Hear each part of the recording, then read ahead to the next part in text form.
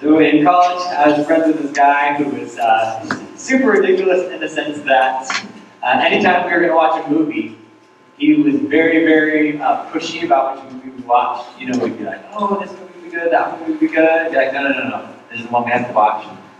This is like one of the best movies I've seen before. It's really good. And then we start this movie, and it seemed okay, and then he fell asleep within 10 minutes. And then it wasn't a good movie. And afterwards, we're like, what are you talking about? This is not a good movie. He's like, oh, I've never actually finished it before. But I saw the beginning, and I liked it, and I wanted to finish it. So this is one of my friends in college, great guy. Eventually we were roommates in college, through the end of college. He was one of the groomsmen in my wedding.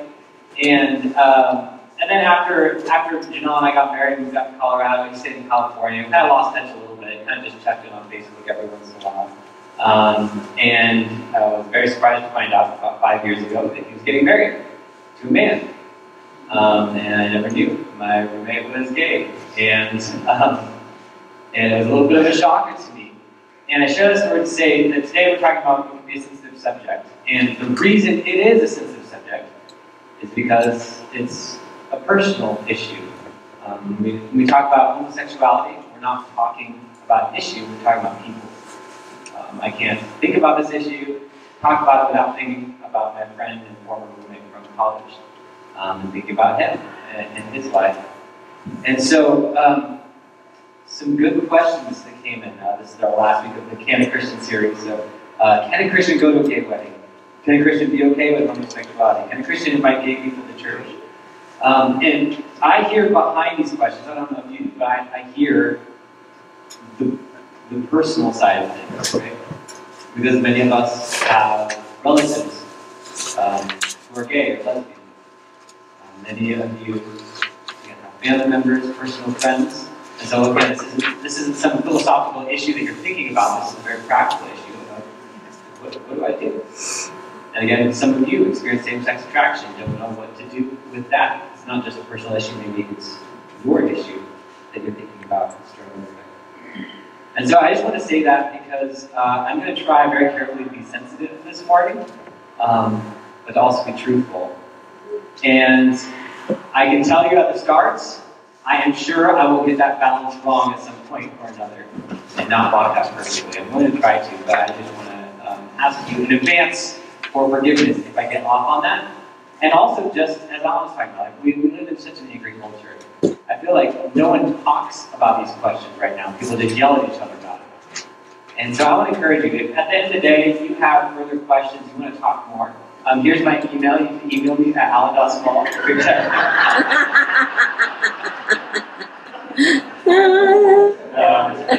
In all seriousness, though, if you do have questions, Alan or I would love to talk to you further about it. And seriously, let's talk about it. Let's have a dialogue. I think as Christians, we should lead the way in having civil, honest, understanding dialogue back and forth on important questions and issues.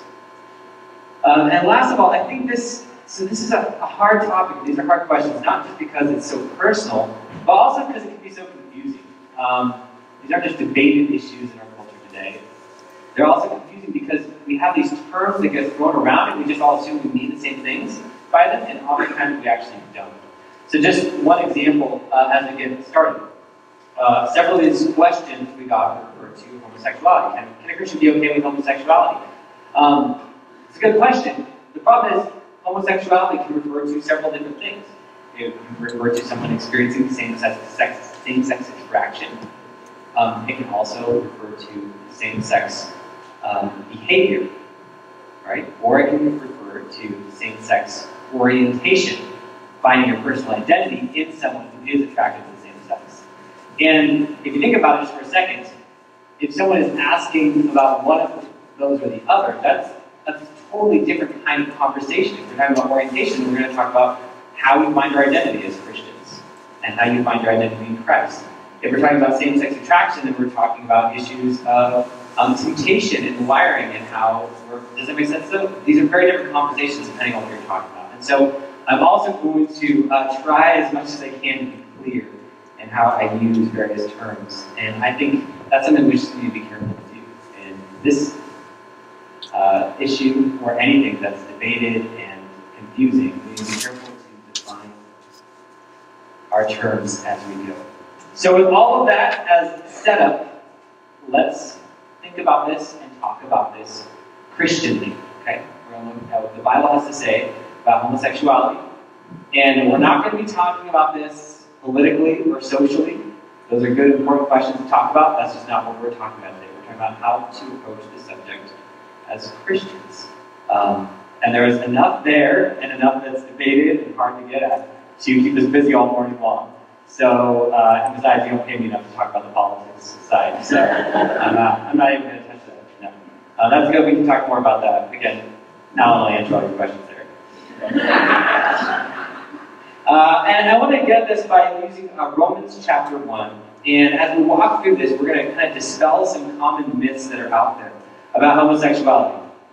And we're going to get one of the myths right in front, because Romans 1 mentions homosexuality in a very clear way, mentioning both lesbian attraction and gay attraction, same-sex attraction, and putting that forward as an example of sexual sin as something we're not to engage in as Christians, that's against God's design. And so I say that up front because one of the first myths that I've encountered, and maybe you have too, is that homosexual behavior is only condemned in the Old Testament. I don't know if you've ever heard that before. People are like, oh, well, let's just talk about the Old Testament. You know, and in the Old Testament, you have all these other laws as well, right? Don't eat bacon, and all these other things. Don't wear clothing that has 2 types of material in it. And so, like, we can't just wholesale adopt these views on sexuality. Like, those are really ancient laws. We can't just, straightforward apply them today. Which that argument has its own problems, but it's also just true. It's a myth. There's several New Testament passages that talk about sexuality. And what's interesting is that it talks about sexuality in the New Testament the very same way that sexuality is addressed in the Old Testament. So, for example, Genesis 1, you get this picture of God saying, one man, one woman for life. That's God's design for marriage. And then in Matthew 19, when Jesus is asked about marriage, he confirms that without any change. One man, one woman for life. That's God's plan for marriage. And throughout the New Testament, you actually don't see really much of any change at all in God's design for marriage. And in fact, you actually see a little bit the opposite. There's kind of this scrutiny, right? Where the Old Testament says, don't have sex outside of marriage. Jesus comes along and says, don't even lust at other people, right? Don't engage in sex with your mind with anyone else. And so actually there was a scrutiny of sexual deviance. So, what is going on in Romans chapter 1? Just a little bit of historical context. Romans is an interesting book. It's not really actually a book at all. It's a letter that Paul wrote to believers in Rome.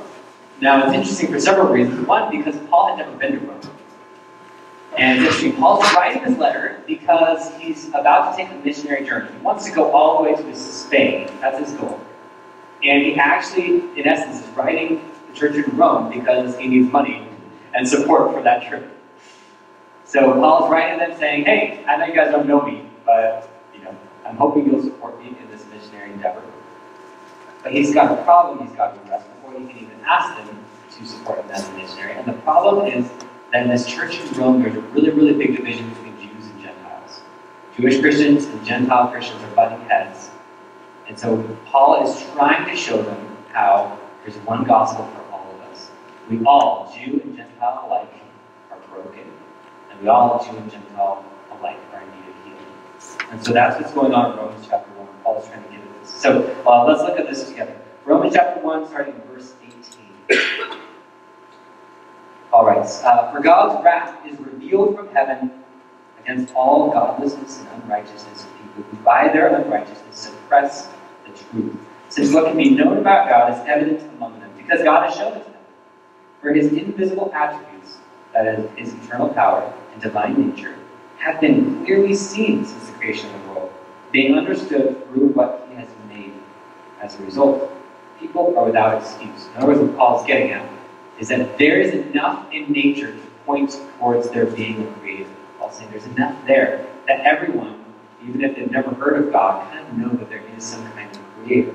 So there's this universal general knowledge that there is a creator out there. But then Paul goes on and says, universally, we turn away from that creator. Verse 21. For though they knew God, they did not glorify him as God or show gratitude. Instead, their thinking became worthless, and their senseless hearts were darkened. Claiming to be wise, they became fools, and they exchanged the glory of the immortal God for images resembling mortal man, birds, four-footed animals, and reptiles. So what Paul's saying is, universally, there's kind of this general knowledge. There's enough in nature that points to God, but also universally we turn away from that. We turn to other things. And so Paul's talking about idolatry, because in the first century this is a big deal, right? People are worshiping idols. You all know about the Roman gods and people who worship. People are turning away from God and worshiping these idols. But an idol is just anything other than God that gets first place in your life. And so I would argue that idolatry is still a big issue for us today. It hasn't gone away. For us, there are different things, like power, or success, or affirmation from people, money, sex. But all of us have this tendency in us to put something else in front of God, right? We all tend to put something before God. And that's what Paul's talking about, that tendency we all have. So what does God do? What is his response? Verse 24. Therefore, because of this, God delivered them over in the desires of their hearts to sexual impurity, because their bodies were degraded among themselves. They exchanged the truth of God for a lie and worshipped and served what has been created instead of the Creator, who is praised forever.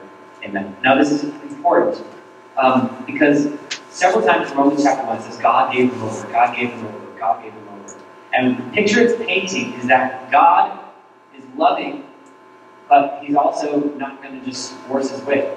So I think of this like a parent, so in our case, our youngest daughter, Ailish, is still learning not to put weird things in her mouth. So she's playing in the sandbox, it's like, Ailish, don't put sand in your mouth, don't put sand in your mouth, don't put sand in your mouth. You stop her, you stop her, you stop her. And at some point you finally say, okay, fine, put sand in your mouth and let's see what happens. Right? And what Paul is saying is God's judgment on humanity takes this ironic form where we're pushing against God, saying, no, God, we don't want you, we don't want you, we don't want you. Finally, God says, fine. All right, I'll step back and let you serve these creative things, and let's see what happens. Let's see how this goes. And so God's judgment takes this ironic form of giving us exactly what we want. And when that happens, Paul says, and then he kind of uses sexual immorality as a for example. Right? Universally, this just looks like life gets bad. But he uses sexual immorality as one of the ways this happens. So we turn towards sexual impurity, so our bodies were degraded among themselves. They exchanged the truth of God for a lie, worship and serve what has been created instead of the Creator. For this reason, Paul writes, God delivered them over to disgraceful passions. Their women exchanged natural relations for unnatural ones. Now, this verse is important because it's the only verse in the New Testament that directly addresses lesbianism. But it's also important for another reason, and it gets at another of the myths. In this verse and the next verse, it makes it pretty clear that Paul is not talking about abusive sexual behavior. And one of the myths that I've heard before is that, well, the Bible condemns abusive homosexual behavior, but not consensual homosexual behavior.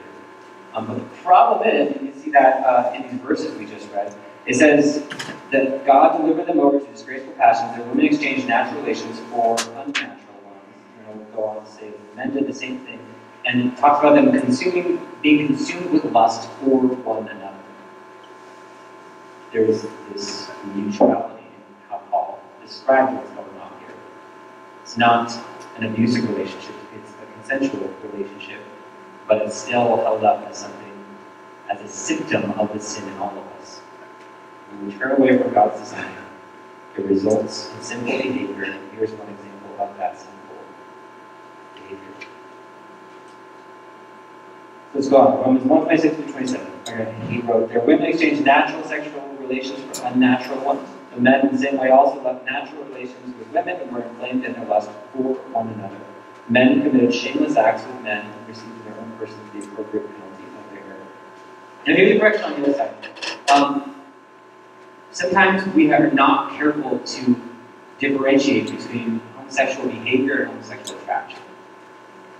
The Bible puts forward homosexual behavior as something not to be engaged in because it's unnatural. What it means by that, it doesn't mean that Paul's not saying like it's creepy and weird, gross.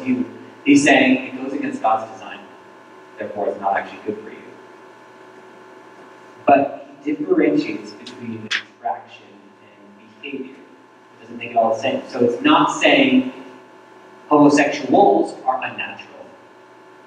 It's saying homosexual sex is unnatural. It goes against God's design. Does that make sense? And that's an important differentiation, because if we don't get that right, then sometimes Christians have been guilty of saying like, who you are is dirty and gross and unnatural. No.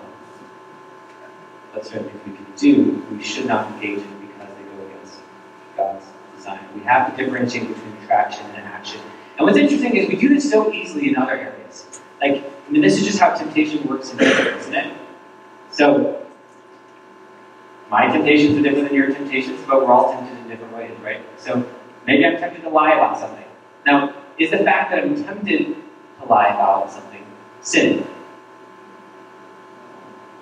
Temptation is not sin. What I do with that temptation determines whether it's sinful or not, right? And so, homosexual attraction is not sinful in and of itself. It's what you do with that attraction that you feel. Do you act on those desires or not? How do you act on those desires? Does that make sense? The Bible differentiates between attraction and action, between temptation and acting on that temptation. All right, let's go on.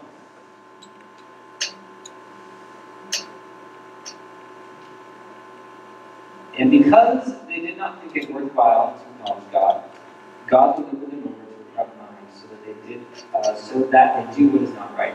They're filled with all unrighteousness, evil, greed, and wickedness. They're full of envy, murder, quarrels, deceit, malice. They're gossips, slanderers, God-haters, arrogant, proud, boastful, inventors of evil, and extortioners, disobedient to parents, senseless, untrustworthy, unloving, and unmerciful.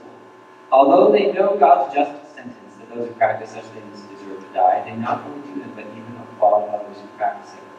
So pause for a second. I read this whole list for a reason. The question is, who is not in this list?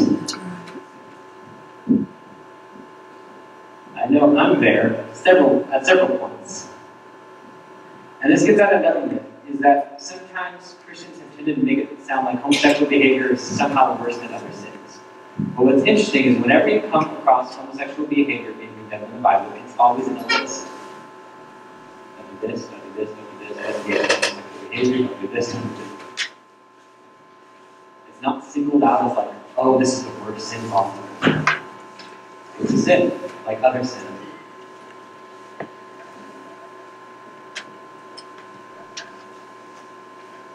And if you want further proof of that, look at what Paul says next. And I love this because it's so not what you would expect Paul to say. If you know this verse, you kind of know where Paul's going. But if you don't, I just want you to imagine, what would Paul say next, right? He's gone through this list of all the ways we've turned it with God. And then he says next, you therefore have no excuse. You who, what do you think if you're following the argument? Kind of seems like Paul would say something like, you who sin, right? You have no excuse, you who turn against God's ways. Makes sense?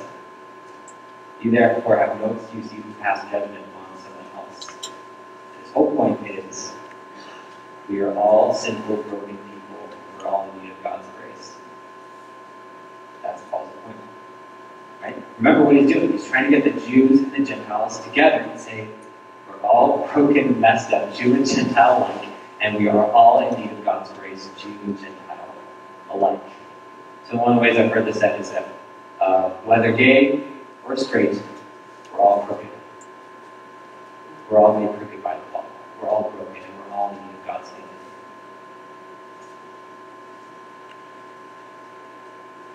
So, just to be clear, homosexual behavior is condemned in the Old Testament and the New Testament, but not homosexual attraction, right?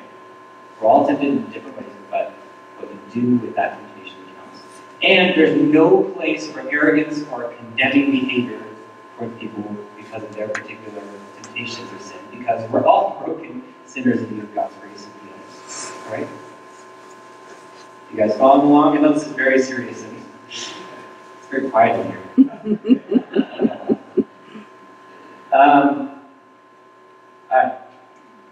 And I gave you some other passage where homosexual behavior is mentioned in the New Testament. But again, it's interesting. It always Final myth. Sex is simply physical and is fine as long as it is consensual. This is kind of the cultural myth of how sex works and why it should be okay. Sex is just physical, it should be fine as long as it's consensual. So people say, if two people love each other, why shouldn't they be together? Like, what's the big deal? Now, there's several problems with this myth, and so let me talk about the second half of that. Sex should be fine as long as it's consensual. And I just want to talk not even just biblically, but just from life experience and just kind of on a practical level and philosophically. If you think about it, I think if that was your only rule, was just sex should be fine as long as it's consensual, then that would make all kinds of sexual behavior okay that people, for the most part, don't think is okay. So I don't think consensuality is enough for a good guide for how sexuality should be limited. So, now, let me be clear. I don't think consensual sex is bad, right? Consensuality is a good thing, right? So a lot of Christians are like, non-consensual sex, okay? That would not make any sense. I just don't think it's enough. And what's interesting, actually, is the question of, like, where did we get this idea that consensuality is good? It didn't come from nature. We're simply evolved animals, and you look around the animal kingdom. Consensual sex is not practiced in the animal kingdom. Right? Where did we get this? I think it actually is a remnant of a Christian worldview, Christian values that say you have to care for the other person. That love involves concern and care for the other person. And so I think consensuality is good, and it's just not enough. Because if consensuality is your only rule, then polyamory should be fine. It should be fine to have an open sexual relationship with multiple people. All the parties involved are okay with that. Or polygamy, being married to multiple people, all the parties involved are okay with that. If consensuality is your only rule for sex, then a brother and sister marrying each other as adults should be fine. If consensuality is your only boundary for sex, then it should be fine for a grown man, for a man to marry his grown daughter. Now, I don't know about you, but for me, it's like, oh, that doesn't sound good. I don't think that's right. But if consensuality is your only rule, then you have no basis to say that's wrong. So you need something more than just consensuality to get at, well, what are the proper limits of sexuality? And according to a biblical worldview, God gives us those. So here's the biblical teaching. All right, little object lesson is that sex is like fire. Now, I don't mean in a cheesy sense, like, come on, baby, light my fire, or things like that. But I mean that fire can be beautiful and good if within limits. And it can be very damaging and destructive outside of those limits. And the Bible teaches that's what sex is like. It's very powerful. So it can be powerfully good and it can be powerfully damaged. So like that other part of that myth says that sex should be fine as long as sex is just physical. Sex is just physical. Again, I think our experience tells us that that's not really actually true. There is a world of difference, isn't there, between being robbed and being raped? They are not the same thing. People can suffer being assaulted physically and recover almost as quickly as your physical body recovers. But if someone is assaulted sexually, it can be years or even a lifetime of recovery and trauma. And we all know that. But if sex were just physical, that shouldn't be the case. But it is the case because sex is more than just physical. The Bible teaches that sex is emotional, relational, and even spiritual. And that's why it can be so damaging to people if misused.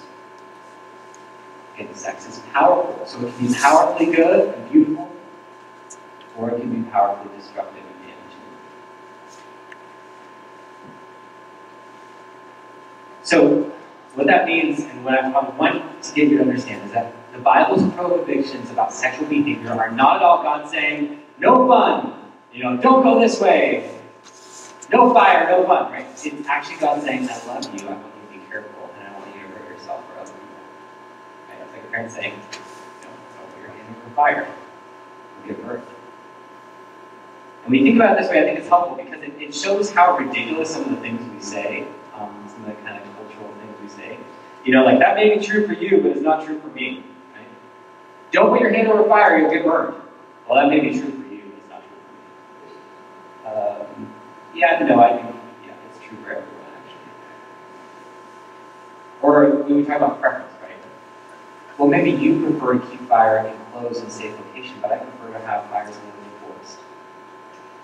Well, that's not a good preference. That's damaging and destructive.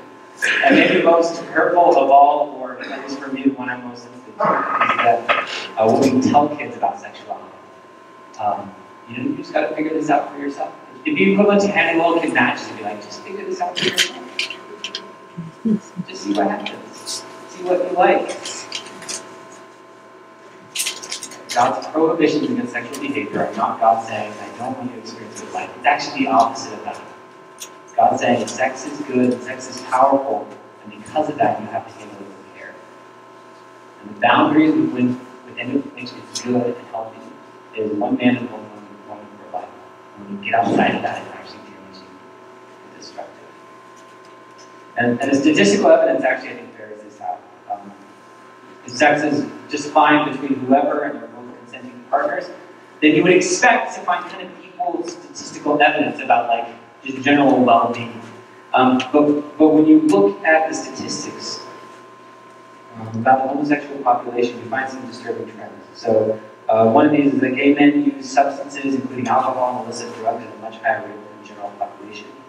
A couple of those have come here. Compared with straight adults, a significantly higher percentage of lesbian or gay adults and bisexual adults report experiencing intimate partner violence. So compared to 17.5% in the general population to basically over half. Bisexual men and women report consistently higher levels of depression and anxiety than heterosexuals. Now, we could get into debates about why this is and what's causing what. But my point right now is just to say that I think something's wrong. I think this is a sign. This way of living and giving in these desires is not promoting flourishing as a human being.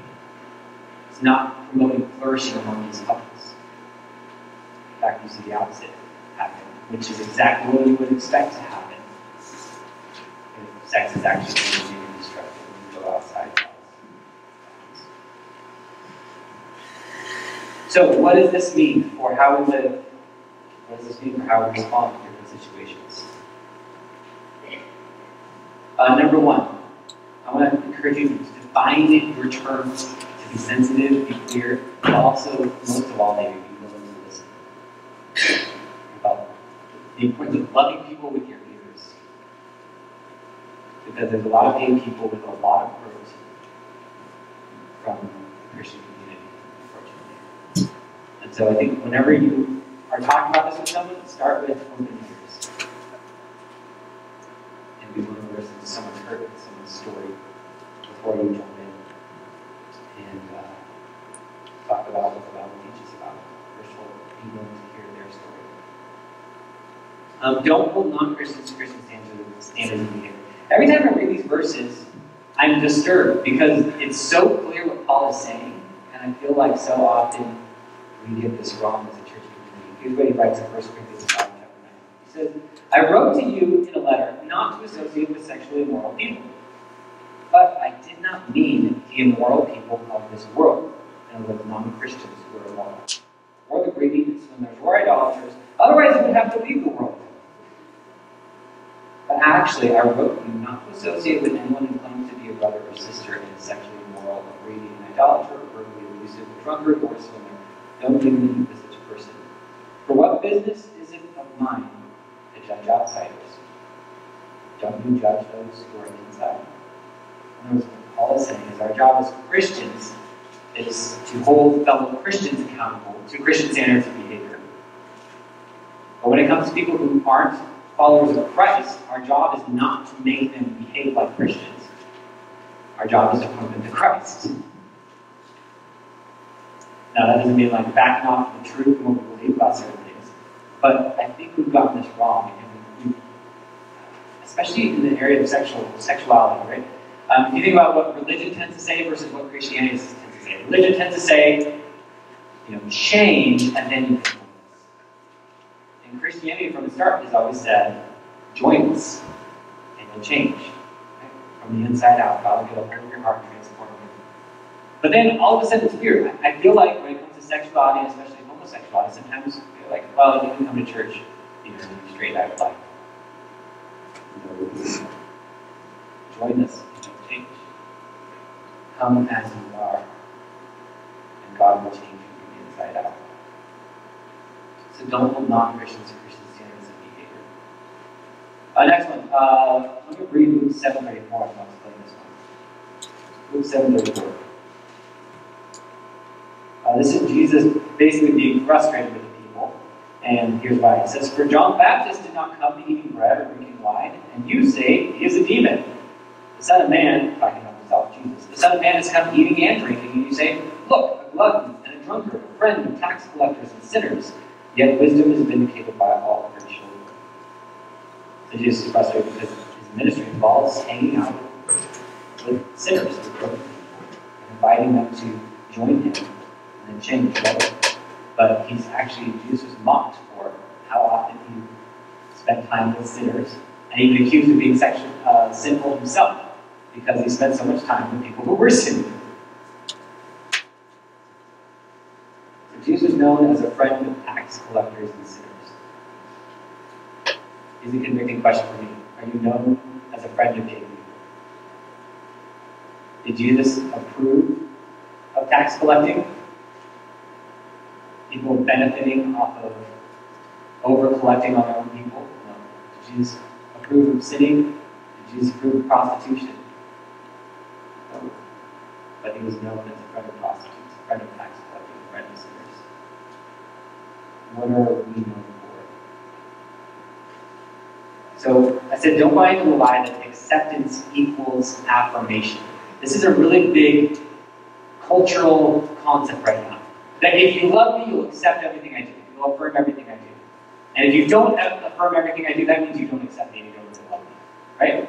Because you have this line of thinking that acceptance means affirmation. If you're going to accept me, you have to affirm everything I do the way I choose to live. But I think Jesus' example shows this very clearly. Jesus did not affirm any of these behaviors, but he totally accepted these people, right? So he shows us, no, you can accept someone and not affirm what they're doing.